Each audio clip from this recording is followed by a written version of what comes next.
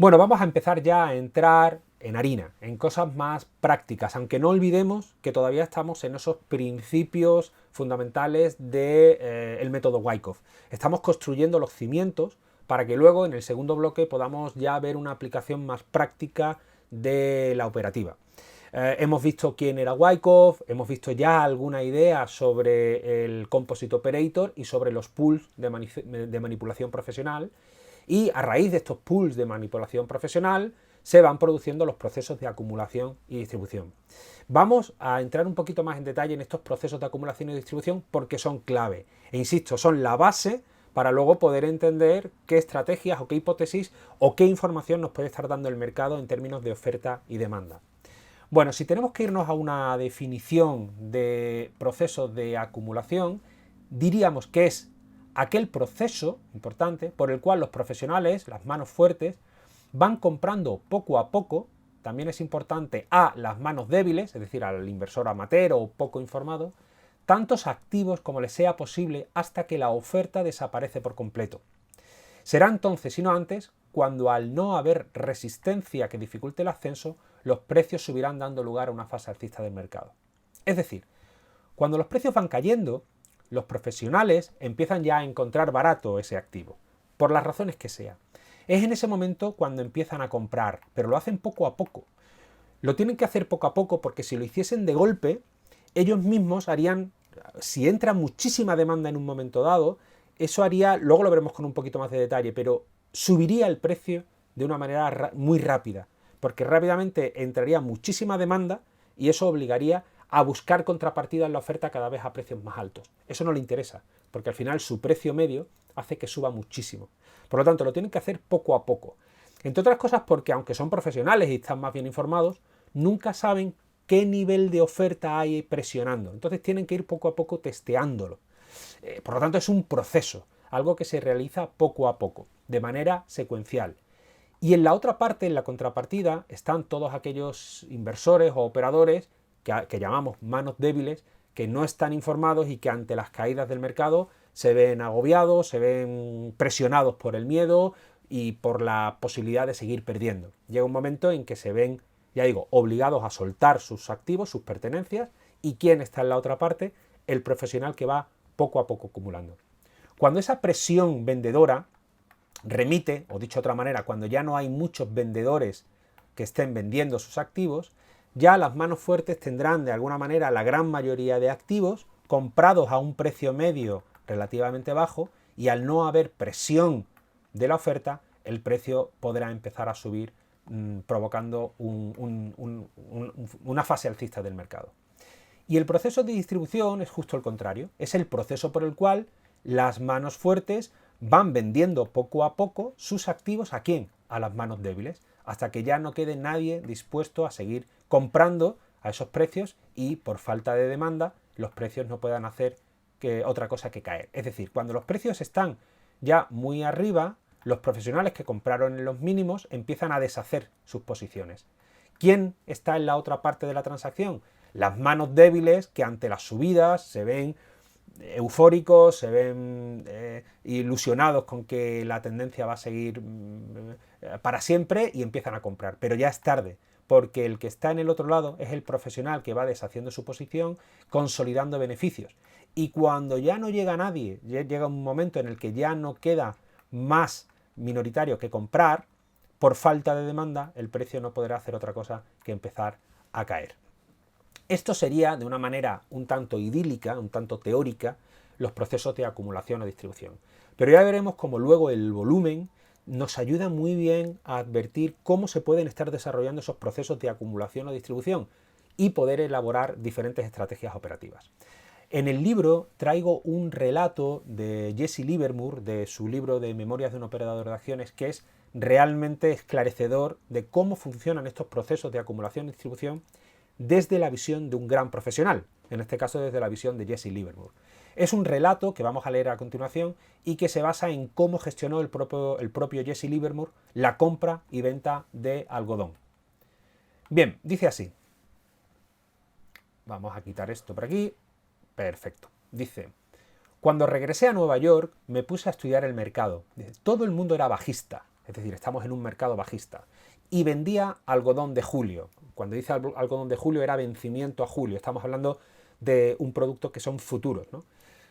Ya sabemos cómo es la gente. Dice, supongo que se contagian los unos a los otros y eso provoca que alguien haga algo por el mero hecho de que todos que le rodean lo están haciendo. Es decir, el mercado era bajista, todo el mundo era bajista y ese era el consenso. De alguna manera no cabía otra posibilidad que el mercado siguiese cayendo.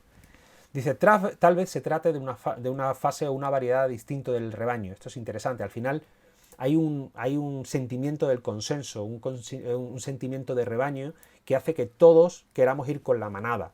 Y si todo el mundo piensa que los mercados tienen que seguir cayendo, ¿quién va a ser el listo que de una manera decidida no solo diga que los mercados se van a girar, sino que además ponga su dinero y apueste por un giro del mercado? No es fácil ir en contra del consenso, sobre todo cuando te estás arriesgándote tu propio dinero, porque luego de boquilla todo el mundo es contrario y todo el mundo hace cosas fuera del mercado. Pero cuando uno tiene que realmente apostar su dinero, ir en contra del rebaño es realmente complicado.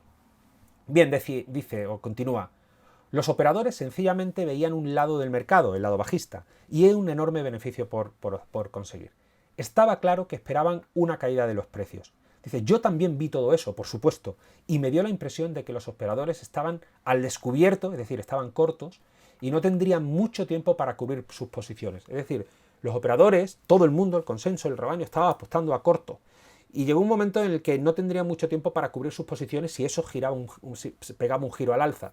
Si pega un giro al alza, esos que están cortos se verían en pérdidas, verían cómo sus posiciones entrarían en pérdida y tendrían problema para cubrir sus posiciones, para cancelar sus posiciones bajistas. Eso es de lo que se dio cuenta Jesse Livermore. Dice, cuanto más estudiaba la situación, más claro lo veía, hasta que finalmente decidí comprar algodón de julio. O sea, todo el mundo vendía y este gran operador empezó a comprar algodón de julio. Me puse a trabajar y rápidamente compré 100.000 balas, es decir, un paquete gordo de 100.000 balas de algodón. No tuve dificultad para hacerlo porque había muchos vendedores. Fijaros, para aquel gran operador, lo fácil que es encontrar contrapartida cuando el rebaño, el consenso, absolutamente todo el mundo te está vendiendo. Es como si uno va al mercado y de pronto percibe que todos los puestos de tomates, todos entre ellos están luchando cada vez por vender más. Vender tomates, lógicamente el precio de los tomates va a bajar por simple competencia entre ellos. Yo, si soy un gran comprador y quiero comprar muchos tomates, estaré en una situación idílica, porque voy a poder comprar todos los tomates que quiera, porque me los están ofreciendo a unos precios de risa. Pues esto es lo que realmente estaba haciendo Jesse Livermore con el algodón. Se estaba dando cuenta que había una gran masa de operadores que le estaban vendiendo balas de algodón a precios cada vez más bajos y él no tuvo ningún tipo de problema para comprar 100.000 balas a unos precios realmente baratos. Dice, creo que podría haber ofrecido una gran recompensa de $1 millón por la captura, vivo o muerto, de un solo operador que no estuviese vendiendo algodón de julio. Todo el mundo estaba corto menos él, y nadie lo habría reclamado. Debo decir que esto ocurrió a finales de mayo. Seguí comprando algodón y ellos siguieron vendiéndomelo hasta que me hice con todos los contratos circulantes por un total de 120.000 balas de algodón. Un par de días después de haber comprado las últimas balas de algodón, la cotización comenzó a subir. Tiene sentido. Si Jesse Livermore ya tenía todo el stock de algodón y ya no había nadie más dispuesto a venderle, el precio lo único que puede hacer es subir por ley de oferta y la demanda. Volvamos al ejemplo de los puestos de tomates en el mercado. Si todo el mundo, todos los puestos de frutas y verduras te están vendiendo el tomate cada vez más barato y tú tienes capacidad de comprarle el tomate a todo el mundo, llegará un momento en que tú serás el gran puesto de tomates. En ese momento tú tienes todo el stock de tomates y se lo puedes vender al precio que quieras. Tú mismo puedes hacer subir al precio porque tú tienes el monopolio, lo estoy llevando evidentemente a un extremo, una caricaturización para que se entienda bien, pero tú tienes el monopolio de los tomates y por lo tanto lo puedes poner al precio que tú quieras. Bien, pues una vez que él había comprado las últimas balas de algodón, la cotización empezó a subir, no tenía otra forma de comportarse. Y una vez iniciada la recuperación, el mercado tuvo la gentileza de seguir comportándose muy bien, o sea, subir 45 puntos diarios. Un sábado, unos 10 días después de haber comenzado mis operaciones, el precio comenzó a moverse lateralmente. Yo no sabía si quedaba más algodón de julio a la venta, es decir, Jesse Livermore, aun siendo un profesional y sabiendo que estaba en una situación perfecta para comprar todas las balas de algodón que estaban en el mercado, no tiene el don del conocimiento absoluto. Y todavía tenía dudas de si podía haber otros operadores que siguiesen vendiendo algodón en esos niveles. Por lo tanto, tenía que averiguarlo. Decía, dependía de mí averiguarlo. Así que esperé hasta que faltasen los 10 últimos minutos para el cierre de mercado. En ese momento yo sabía que era habitual que los vendedores estuvieran al descubierto, es decir, posicionados cortos y esperando que el precio cayese, ¿no? En el caso de estar corto. Si el mercado cerraba la sesión del día y cerraba por encima de ellos, intentarían cubrirse, quedaban a buen resguardo.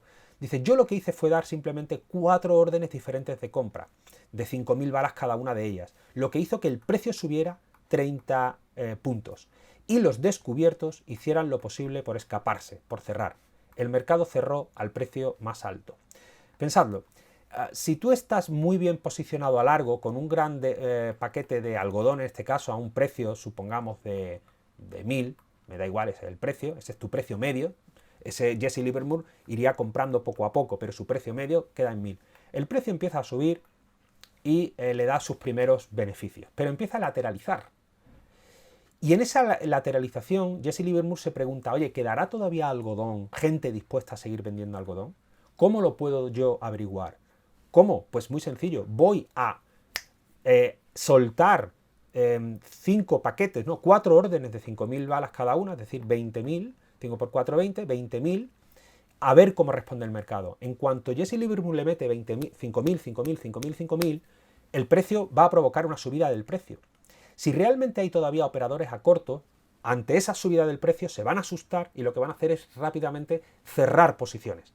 Cerrar sus posiciones a cortos porque están viendo como grandes paquetes de órdenes, 5.000, empiezan a hacer subir el mercado. Y ellos que están cortos pueden empezar a perder. Ojo, el que está corto lo que le interesa es que el precio se hunda, no que suba.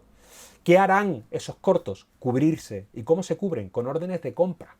No olvidemos que el stop de una orden de venta es una compra, es la contraria. Por lo tanto, a medida que el precio sube y estos cortos buscan protegerse, lo harán con órdenes de compra que todavía impriman más fuerza al movimiento alcista. Esa será además la manera que tenía Jesse Livermore y que tienen el mercado profesional para ver si todavía hay mucha oferta flotante en este caso, ¿no? Si hay mucha oferta todavía presionando.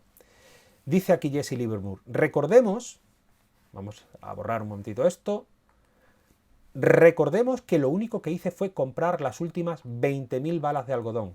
Al día siguiente era domingo, pero el lunes, Liverpool, esto fue en Estados Unidos, pero ya había cables transoceánicos y ya los mercados financieros estaban conectados entre Europa y Estados Unidos, por lo tanto había cierta correlación entre lo que podía suceder en Estados Unidos y en Europa. Dice, bueno, el lunes Liverpool, el mercado de Liverpool tenía que abrir 20.000 puntos más arriba para estar a la par con Nueva York. Era lo lógico. Si en Estados Unidos la bala de algodón estaba a 1.500, por poner un precio, me da igual, y Liverpool estaba solo a 1.000, es de sentido común que Liverpool vaya a intentar estar a la par con Nueva York. Es simplemente por un proceso de arbitraje. Dice, pues en lugar de eso, decía que tenía que subir 20 puntos para estar a la par con Nueva York. Dice, pues en lugar de eso, abrió 50 puntos más arriba. O sea que Liverpool había superado nuestra subida en un 100%. Dice, yo no tuve nada que ver con esa subida del mercado, pero eso me demostró que mis deducciones habían sido correctas y que mis operaciones seguían la línea de menor resistencia. La línea de menor resistencia, ¿por qué? Porque la resistencia a la subida son las ventas. Y cuando ya no hay ventas, ya la línea de menor resistencia, el precio va a seguir siempre la línea que menos presión tenga. Si la presión vendedora desaparece, la línea de menor resistencia será el lado alcista. Esta es una manera, para mí, magistral de explicar cómo funciona el proceso de acumulación desde la perspectiva de un gran operador, de una gran mano fuerte de la América de principios del siglo XX. Hoy en día, evidentemente, todo esto no es tan coordinado, ¿no? o es tan específico con un único operador. Por lo menos en general, yo no discuto que en algún mercado, en alguna acción, en algún activo concreto pueda haber grandes operadores que lo hagan. Pero en definitiva el movimiento de acumulación, cuando el precio va cayendo, hay muchos operadores que están vendiendo y ya sea uno, varios o muchos operadores, grandes operadores, son los que van a ir comprando. Cuando la presión vendedora remite es cuando el precio va a empezar a subir. Bien, Jesse Livermore había realizado el proceso de acumulación, pero ahora tenía que hacer el proceso de distribución. Ahora tenía, de alguna manera, que consolidar todos esos beneficios.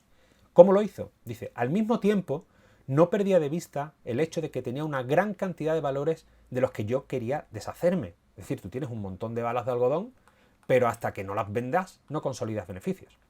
Dice, un mercado puede subir de manera repentina o gradual y sin embargo no poseer la capacidad de absorber más que una determinada cantidad de ventas. Es decir, eso puede subir, pero luego tú tienes que deshacerte de 120.000 balas o de 150, ya no recuerdo cuántas balas tenía de algodón. Mucho. Necesitas contrapartida que te compre eso. Aunque suba, tú necesitas deshacerlo.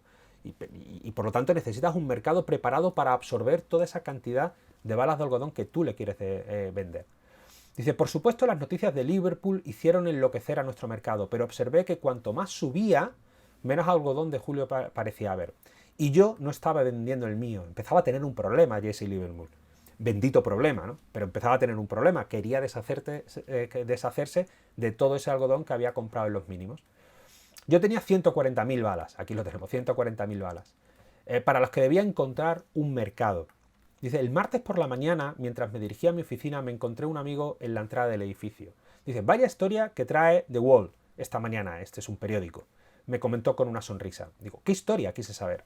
¿Cómo? ¿Qué quieres decir? ¿Que no lo has visto? Dice, nunca leo el The Wall. Le contesté, ¿de qué se trata? Dice, pues de ti. Dicen que el algodón de julio lo tienes completamente acaparado. Dice, no lo he visto. Me lo dije y me fui. Dice, no sé si me creyó o no, probablemente pensó que era un desconsiderado por mi parte no decirle la verdad. Dice, cuando llegué a mi oficina pedí que me trajeran un ejemplar y sí señor, ahí estaba en la portada, grandes titulares, algodón de julio acaparado por Larry Livingstone. Larry Livingstone es el seudónimo que utiliza el libro de recuerdos de un operador de acciones para referirse a Jesse Livermore, ¿vale? Pero estamos hablando del personaje de Jesse Livermore. Continúa. Dice, por supuesto, me di cuenta enseguida de que el artículo conmocionaría al mercado. Si hubiera estudiado deliberadamente cómo deshacerme de mis 140.000 balas de algodón del modo más favorable para mis intereses, no podría haber urgido un plan mejor que este y no podría haber encontrado uno más adecuado. En aquel mismo momento, ese artículo lo estaba leyendo todo el país, ya fueran los propios periódicos The Wall u otros diarios que se harían eco de esa noticia. El mercado se había vuelto loco y con razón, dada la noticia. Obviamente sabía lo que haría Nueva York, es decir, qué es lo que harían los inversores que estaban leyendo el periódico y lo que yo debía hacer. El mercado abriría a las 10 de la mañana y 10 minutos antes de la apertura yo ya no poseía ni una hebra de algodón. Vendí mis 140.000 balas y la mayor parte acabaron siendo a los precios más altos del día. Los operadores crearon un mercado para mí y yo me limité a ver una oportunidad caída del cielo para deshacerme de todo el algodón. La aproveché y no lo pude evitar. ¿Qué otra cosa pude hacer? Un problema que yo no sabía que necesitaría pensar mucho para encontrar una solución quedó resuelto casi por casualidad. Es decir, la propia noticia en los periódicos provocó la euforia de millones o de miles de inversores que vieron que el algodón no paraba de subir y que un gran operador, que era Jesse Livermore, encima lo tenía en stock, lo tenía en propiedad. Dijeron, si Jesse Livermore está comprando algodón, yo voy a hacer lo mismo, voy a comprar algodón. Pero ¿cuál es el problema?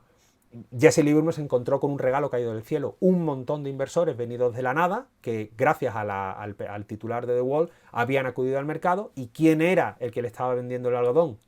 El propio Jesse Livermore.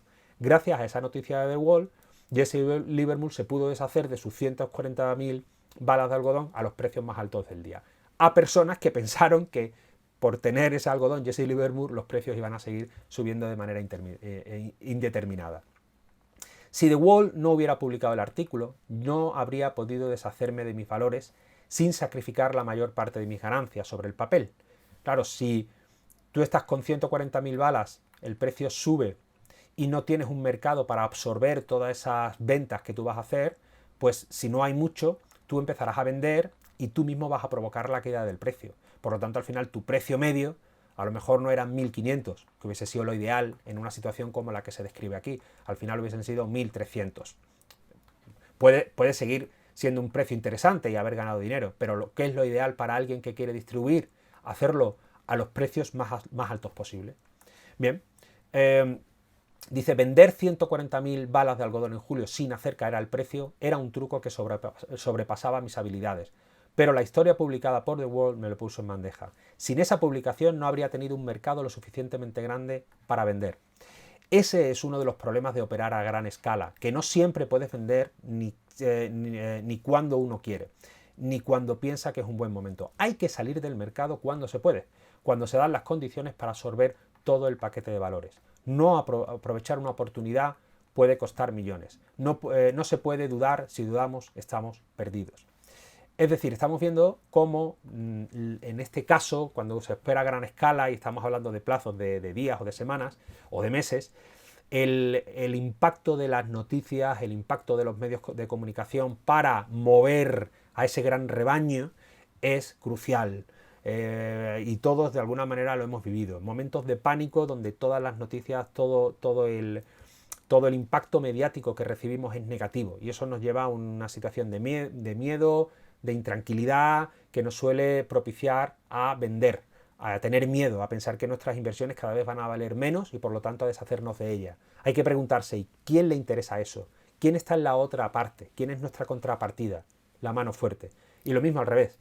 Cuando vemos una noticia de que un gran inversor se ha posicionado en una empresa, o que los mercados están muy alcistas, o que Wall Street está contento y que ha venido la recuperación para siempre, y nosotros nos vemos alentados para comprar, hay que pensar quién está en la otra parte de la transacción, quién es el que nos está vendiendo. Pues el gran profesional. Tenemos que intentar empezar a pensar de manera un poco contraria, diferente a lo que nuestro instinto nos puede llevar simplemente por las noticias o por los medios de comunicación.